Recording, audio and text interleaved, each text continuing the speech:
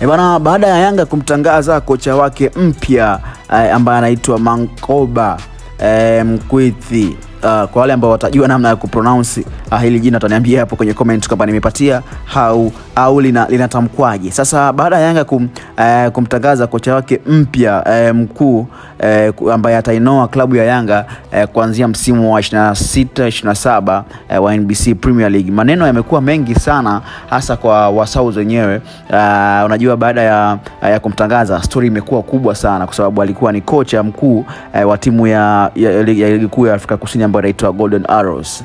Wengi wao wamesema negative comments zimekuwa nyingi, yani maoni hasi kutokana na ile appointment ya kocha huyu kwenda kuwa kocha mkuu wa Yanga yamekuwa mengi sana. Sasa nitakuonyesha hapo na kusoma haraka. Huyu hapa anasema he is a mid-table coach and not a championship coach. He just like Steve Kompella, good at assisting.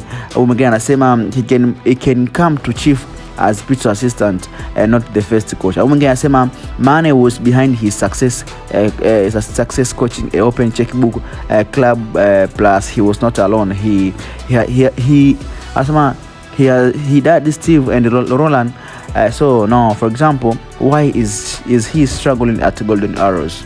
So kwa haraka kwa maneno ambao wameongea hawa watu wa comment wanasema kwamba huyu jamaa ni mzuri zaidi akiwa kama assistant coach, yani akiwa kocha msaidizi, lakini sio kocha mkuu. Hata ambapo alipokuwa Mamelodi Sundowns na timu nyingine ambazo amezifundisha pale South Africa, alikuwa ni kama kocha msaidizi lakini sio kocha mkuu. Nikajaribu kupitia hii waraka ambao wameandika mzee wa Jambia.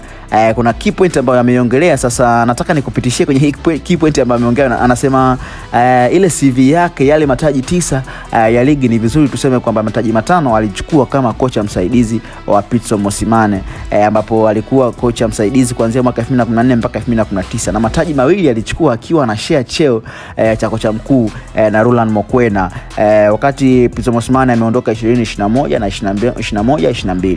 Then mataji 2 ndo alichukua akiwa kocha mkuu, ambapo ni kwenye msimu wa 22-23 pamoja na msimu wa 23-24 wakati Roland Mokwena ameondoka. So watu wengi wameongea na kusema kwamba huyu jamaa ni mzuri zaidi, na hata mataji yake mengi ambayo ameachukua akiwa kocha msaidizi. Sasa kwa takwimu za klabu yake ya mwisho kabla ya kujiunga na Young Africans ambayo ni Golden Arrows, alikuwa na nafasi ya 6 katika michezo, amecheza michezo 30, na katika michezo hiyo 30 ameshinda michezo 11, ametoa sare 8 na amepoteza michezo 11. Alama ambazo amevuna mpaka kumaliza ligi, amevuna alama 41. Mabao ambayo amefunga ni mabao 34, huku akiwa amefungwa mabao 33. Wananchi, mnasemaje kuhusiana na CV ya kocha huyu mpya wa Young Africans ambaye anaitwa jina lake ni ngumu kabisa, anaitwa Mankoba Mkwithi? Unadhani anafaa au ataenda kuwashangaza wengine? Lakini kwa huu haraka ambao ameutoa mzee wa Jambia, ni kama anamfananisha huyu kocha na Romain Folz ambaye pia alikuwa naye pale Mamelodi Sundowns kama kocha. Wani walikuwa kocha wawili wasaidizi, akiwa Romain Folz pamoja na huyu kocha mpya ambaye ametambulishwa na Yanga. Natamani kusikia kutoka kwako, nini maoni yako kutokana na huu uchambuzi pamoja na hiki ambacho nimekuonyesha wewe, mpenzi mtazamaji wa Line Plus Media. Una maoni gani juu ya hiki? Unadhani jamaa atatoboa kula Pasaka kabla ya mwaka 2027 haijaisha? Nini maoni yako? Dondosha maoni yako chini niambie. Lakini kusiki mpenzi mtazamaji, kama bado hujasubscribe, ni wakati wako kuhakikisha kwamba unabonyeza kitufe ambacho kimeandikwa subscribe ili uwe mwanafamilia bora kabisa wa Line Plus Media. Bye bye.